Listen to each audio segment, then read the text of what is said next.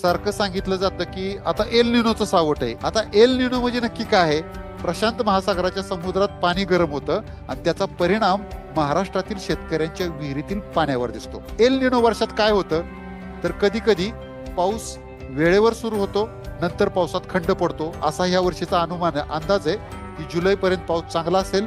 जुलैच्या पुढे पावसात खंड पडू शकतो, कदाचित पडणारही नाही. कधी कधी पाऊस उशिरा सुरू होतो आणि मध्येच खंड पडतो. पावसाचं प्रमाण कमी होतं आणि जर पावसाचं प्रमाण कमी झालं तर मावा, तुडतुडे, थ्रिप्स याचा प्रादुर्भाव वाढतो. थोडक्यात काय तर एल निनो महाराष्ट्रासाठी कमी पाऊस येण्याचे संकेत देतो. आता शेतकऱ्याने काय करायचंय? काळजी करण्यापेक्षा काळजी घेणं जास्त महत्वाचं आहे.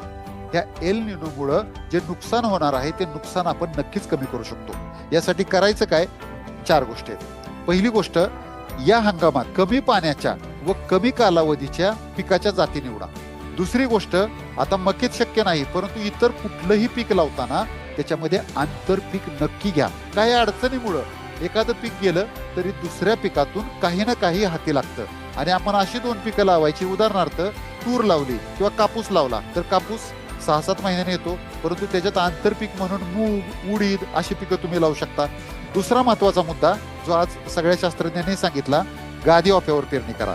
कारण अतिवृष्टी झाली तर सरीतून पाणी निघून जाईल आणि समजा पावसात खंड पडला तर अशा परिस्थितीमध्ये गादी वाफ्यावर किंवा सरी वरंब्यावर लावलेली पिकं तग धरून राहतात, का तर गादी वाफ्यात ओलावा जास्त काळ टिकून राहतो.